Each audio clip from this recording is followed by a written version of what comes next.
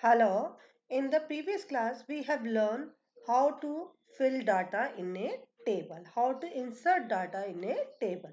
Now we will learn SQL SQL for data query. अब data के ऊपर किस तरह से आप क्वेरी यूज करेंगे. So far we have learned how to create. हमने database को create करना सीखा, उसके अंदर manipulate किया data. We are interested to store data in a database. हम स्टोर करना जानते हैं कि डाटा को किस तरह से डाटाबेस में स्टोर किया जाएगा. Easier to retrieve data for the future for the database. किस तरह से आप retrieve करेंगे डाटाबेस में से. The structure query language has efficient mechanism to retrieve data. इसके पास मैकेनिज्म है जिससे आप रिट्राइव कर सकते हैं डिफरेंट टेबल से database. The user enter the SQL commands called. हम कमांड्स यूज करते हैं जिसको हम क्वेरीज बोलते हैं. Where the specific requirement according to our need for data to be retrieve. हम अपनी नीड के अकॉर्डिंग कंडीशन लगा के डाटा को रिट्राइव करते हैं.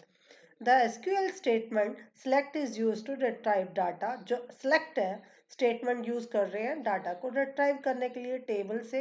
and also called इसको query statement भी बोला जाता है. Next, select statement. The SQL statement select is used to retrieve data from the table. जो हमारी select statement है वो retrieve कर रही है हमारे डाटा को and the output is also display.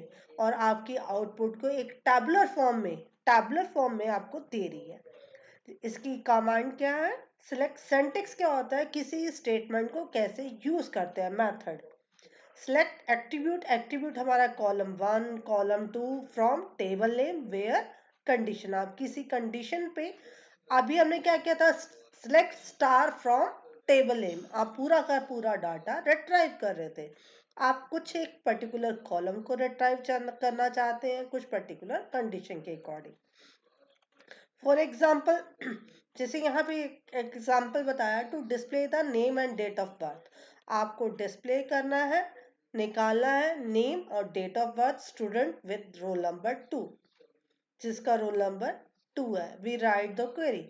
आपने क्या लिखा select S name comma S date of birth from student where roll number equal to 2 आएगा. यहाँ क्या आएगा 2 और आपके पास एस नेम और एस डेट ऑफ बर्थ उसकी आ जाएगी. Quarrying using database. जैसे एक डाटाबेस एम्प्लॉयज का डाटाबेस दिया हुआ है. फॉर एग्जांपल यहाँ पे एम्प्लॉयज नंबर है एम्प्लॉयज नेम है सैलरी है उसके बोनस है उसका डिपार्टमेंट आईडी है. यहाँ पे एक टेबल बनी हुई है.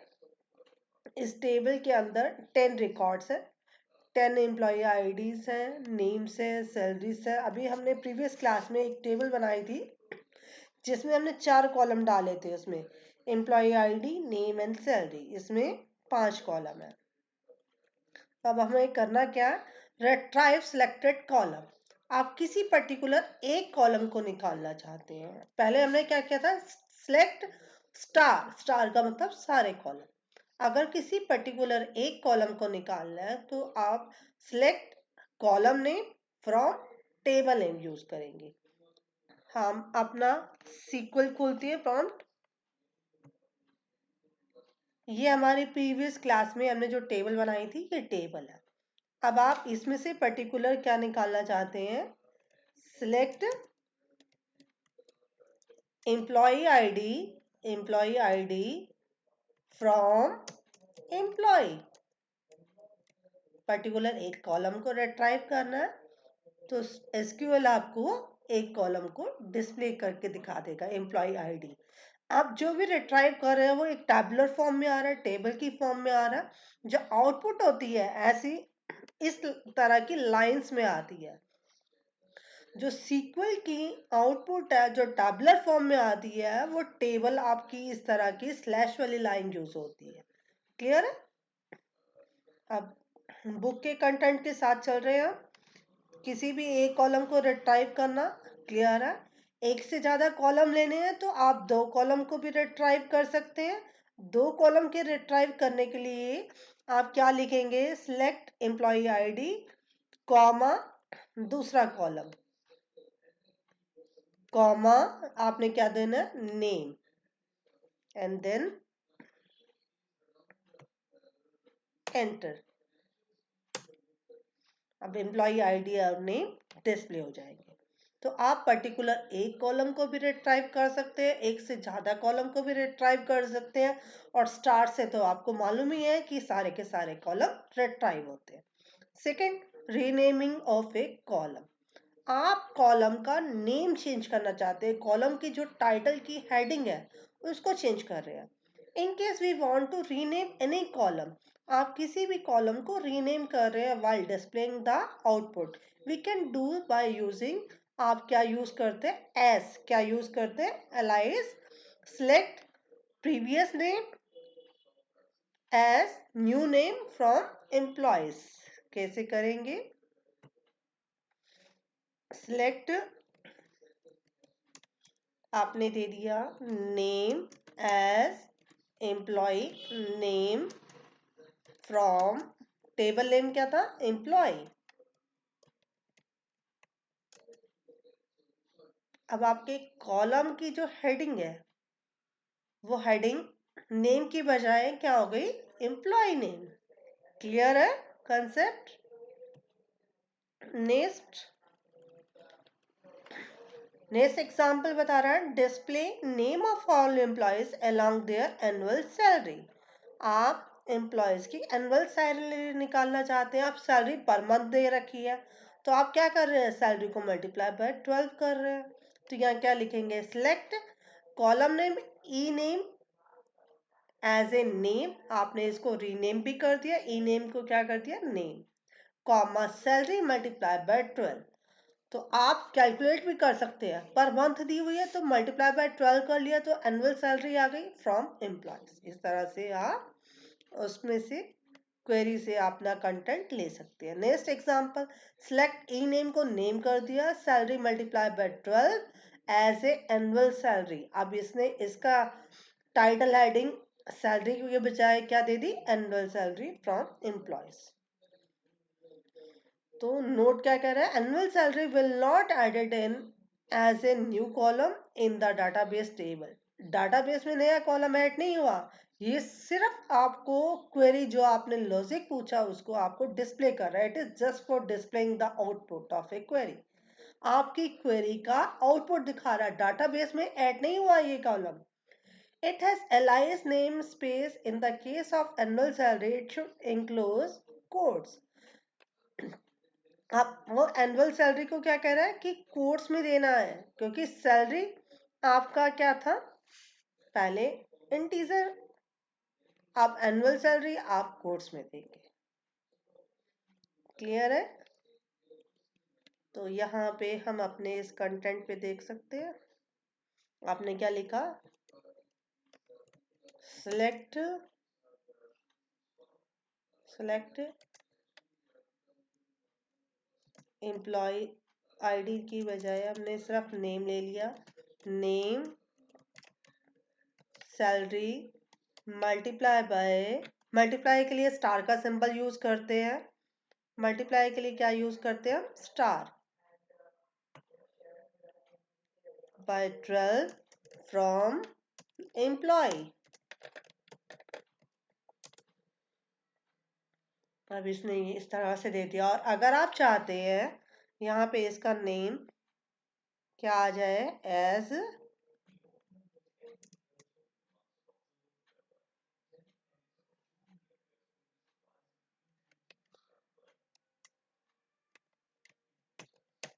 Annual salary, run. अब आपके जो टाइटल फील्ड की टाइटल हेडिंग थी वो एनुअल सैलरी हो गई, पहले आ रहा था salary multiply by 12। Distance clause. By default, SQL allow all the data retrieved through the query. आप कोई भी query के अकॉर्डिंग अपनी आउटपुट ले सकते हैं। However, there can duplicate value भी हो सकती है, जैसे दो पर्सन की सेम सैलरी हो सकती है तो सैलरी की वैल्यू सेम है, डुप्लीकेट वैल्यू हो गई ना। Distant clause return record without repetition. अगर जो डुप्लीकेट होगा वो नहीं दिखाएगा, तो जो डिस्टेंस होगा वो दिखाएगा इसमें। जैसे यहाँ पे हमारी जो टेबल है, यहाँ पे for example select star from employee। अभी हमारी सबकी सैलरी अलग अलग है। अगर हमारी दो कॉलम्स की सैलरी सेम होती और डिस्टेंस क्लॉज से हमारी जो सेम सैलरी वाला है वो दोनों का नहीं दिखा के अलग अलग सैलरी दिखाता, तो डिस्टेंस क्लॉज क्या बताता है आपको? डिफरेंट। इसके लिए स्टेटमेंट कैसे देते हैं हम लोग? सिलेक्ट डिस्टेंस, जैसे आपने सैलरी देना है, select distinct salary from employees. Next है where clause. The where clause use to retrieve data. Where क्या कर रहा है? रिट्राइव कर रहा है डाटा को। That meet some specify condition, जो कुछ कंडीशन यूज कर रहा है। जैसे select distinct salary from employees, हमें डिस्टेंस सैलरी निकालनी है एम्प्लॉयज की। वेयर डिपार्टमेंट क्या है? डिपार्टमेंट आईडी क्या है? D01। अब D01 पे जिस सबकी जिनकी अलग अलग सैलरी है वो डाटा रिट्राइव करके दिखाएगा। अगर किसी डिपार्टमेंट D01 में दो पर्सन की सेम सैलरी है तो उसको वन टाइम दिखाएगा। अदरवाइज सैलरी में अगर दोनों की सैलरी सेम है तो वो चार दिखाता। अब डिस्टेंस में दो सेम है तो उसने तीन रिकॉर्ड दिखाए। नेक्स्ट कह रहा है in the above example we have use, हम डिफरेंट ऑपरेटर भी यूज कर सकते हैं वेयर क्लॉज के लिए। We can also use relational operator. Relational होते हैं ना हमारे, लेस देन और इक्वल टू, ग्रेटर देन और equal to, not equal to, हम वेयर क्लॉज के साथ वो भी यूज कर सकते हैं। तो कह रहा है सिलेक्ट स्टार फ्रॉम एम्प्लॉयज, आपको सारे चाहिए एम्प्लॉयज। अब वेयर कौन कौन से चाहिए? जहां पे आपकी salary greater than 5000 and department ID D04, तो आप ऑपरेटर भी यूज कर सकते हैं। तो हम यहाँ क्या कह सकते हैं? Select star from employees. अब क्या कंडीशन है? वेयर सैलरी ग्रेटर देन, हमने यहाँ दे दिया 55,000, तो 55 से हमारे कितने की वैल्यू ज्यादा है? टू रिकॉर्ड्स की। तो यहाँ पे टू रिकॉर्ड्स आ गए, समीर एंड अमर। तो यहाँ पे समीर और अमर दो रिकॉर्ड आ गए, समीर की 7,000 और अमर की 6,500। हमने ग्रेटर देन 5,500 दिया तो ये फाइव जो इससे बिलो है वो रिकॉर्ड शो नहीं होगा। इसको एक एग्जाम्पल से भी बता रहा है वहां पे। The following query display record of all employees except Alia. अब आलिया को छोड़ के बाकी सारे रिकॉर्ड दिखाएगा। वेयर नॉट ई नेम, जिसका ई नेम आलिया नहीं है, इट मीन्स एक्सेप्ट आलिया को छोड़कर वो सारे रिकॉर्ड शो करेगा। नेक्स्ट एग्जांपल में क्या कह रहा है? The following query display the name, आपको नेम चाहिए, डिपार्टमेंट नंबर चाहिए उन एम्प्लॉयज के हुज अर्निंग, उनकी earning 20,000 and 50,000, salary between 20,000 and 50,000। It means both के बोथ आपने इंक्लूड करने हैं। तो वेयर सैलरी ग्रेटर देन और इक्वल टू, अगर आप इक्वल टू नहीं लिखेंगे तो ग्रेटर देन 20,000 लेगा, 20,000 को इंक्लूड नहीं करेगा।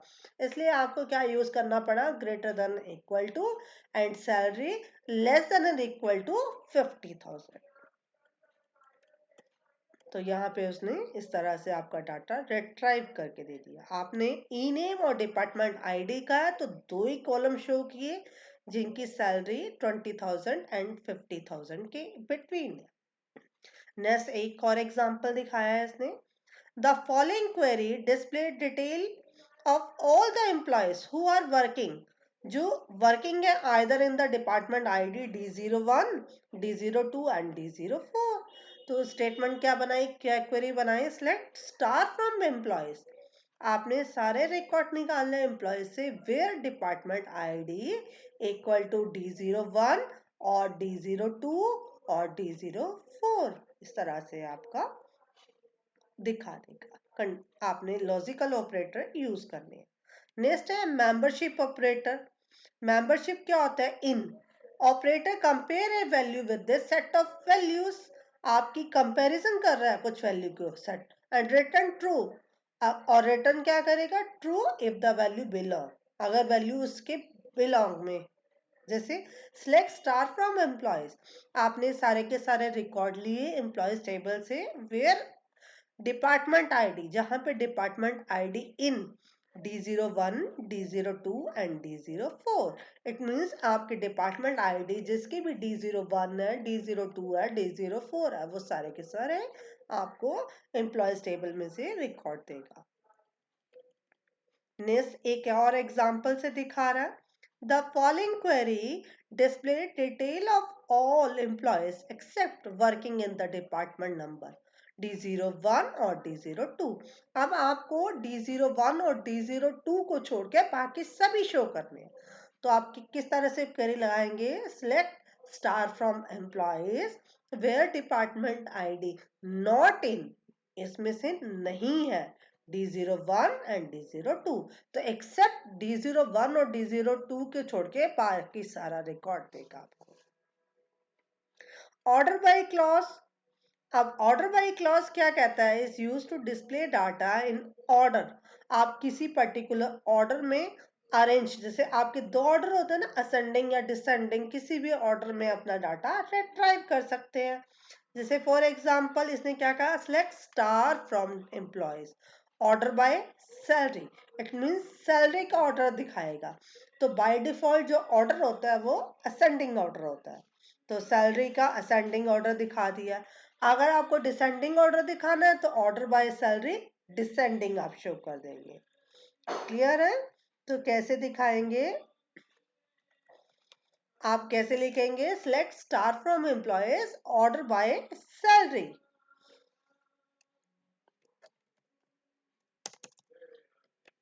Select star from employ order by salary. आपने सैलरी अकाउंट दिखाना है। तो बाय डिफॉल्ट असेंडिंग ऑर्डर होता है, पहले नल आ गई। और आप इसको अगर डिसेंडिंग ऑर्डर में दिखाना चाहते हो तो सैलरी के आगे DSC। अब आपका जो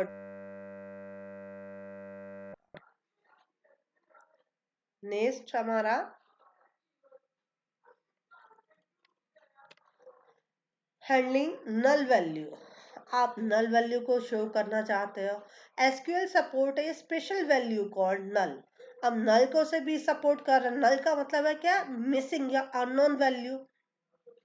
अब विलेज कॉलम एक टेबल है जिसमें एड्रेस हैव नो वैल्यू, कोई वैल्यू नहीं है। तो null is used to represent such non-value. It is important to note null is different. null different है जीरो से। जीरो का मतलब आपकी वैल्यू जीरो है, null का मतलब कोई वैल्यू नहीं है या अननोन वैल्यू जिसको आप जानते नहीं हो। तो यहाँ पे इसने एग्जांपल दिया, select star from employees where bonus is null। और अगर आपने कहा इस नॉट नल, कि जहाँ नल वैल्यू नहीं है वो दिखाओ आप। इस तरह से आप अपनी क्वेरी को कर सकते हैं। सब स्ट्रिंग पैटर्न। अब कुछ स्ट्रिंग पैटर्न भी होते हैं। अब वो क्या कह रहा है कि many time we come across situation, कई बार ऐसी सिचुएशन आ जाती है, we do not want to query by matching exact text. आप एग्जैक्ट टेस्ट मैच नहीं करना चाहते या वैल्यू मैच नहीं करना चाहते, rather we are interested to find matching of only, आप कुछ करेक्टर मैच करना चाहते हैं। जैसे अमर है तो आपने पूरा को पूरा नाम को मैच ना करके AM वाले करेक्टर, जिस भी नेम के आगे AM आएगा वो मैच करने। तो आप पर्टिकुलर किसी करेक्टर को मैच करना चाहते हो। तो the like operator make use the following two wildcard. दो तरह से हम मैचिंग कर सकते हैं, एक परसेंटेज और एक अंडरस्कोर। तो यूज टू रिप्रेजेंट 0, 1 और मल्टीप्लाई कैरेक्टर। परसेंटेज किस लिए यूज करते हैं? यूज टू रिप्रेजेंट परसेंटेज हम 0 के लिए, 1 के लिए या मल्टीप्लाई कैरेक्टर के लिए यूज करते हैं। और अंडरस्कोर एक सिंगल कैरेक्टर के लिए रिप्रेजेंट करते हैं। एग्जाम्पल से बताते हैं, जैसे select star from employees अब आपको रिट्राइव करने हैं एम्प्लॉय से where E name like K%। अब परसेंटेज यूज रिप्रेजेंट 0, 1 और मल्टीप्लाई। अब कुछ भी हो सकता है के से, तो के से जितने भी रिकॉर्ड होंगे वो शो हो जाएंगे आपके। तो के करेक्टर परसेंटेज लिख दिया। इट मीन्स फर्स्ट करेक्टर के है, उसके बाद कोई भी मल्टीप्लाई करेक्टर भी हो सकते हैं। अब यहाँ पे क्या कह रहा है, The following query display detail of all employees whose name and। अब and a कह रहा है तो इट मीन्स a से पहले परसेंटेज आ जाएगी, और यहाँ स्टार्ट का था k से तो k के बाद परसेंटेज आई, और यहाँ and कह रहा है तो and से पहले परसेंटेज यूज हो जाएगी। The following query display detail of all those employees whose name consists of exactly 5 letter। अब एग्जैक्ट मैचिंग कह रहा है यहाँ पे हमें कि आन्या, तो इसने क्या कहा अंडरस्कोर, तो एग्जैक्ट मैचिंग चाहिए, यानी कि सिर्फ एक करेक्टर ही पहले होगा। आन्या से पहले सान्या या तान्या, तान्या एक ही करेक्टर एस या टी, लास्ट में अन्य। अब यहाँ पे क्या कहा उसने, परसेंटेज एससी परसेंटेज, यानी कि एससी से पहले भी कुछ भी करेक्टर हो सकते हैं और एससी के बाद कोई भी करेक्टर्स हो सकते हैं। अब यहाँ पे देखो दोनों चीजें दे दी, अंडरस्कोर ए परसेंटेज, यानी कि ए से पहले एक करेक्टर हो और ए के बाद कितने भी करेक्टर हो सकते हैं। तो ए से पहले एक करेक्टर और ए के बाद कुछ भी हो सकता है। सान्या में ए से पहले एक करेक्टर और कुछ भी हो सकता है। क्लियर है? तो ये है वर्ड मैचिंग। ओके।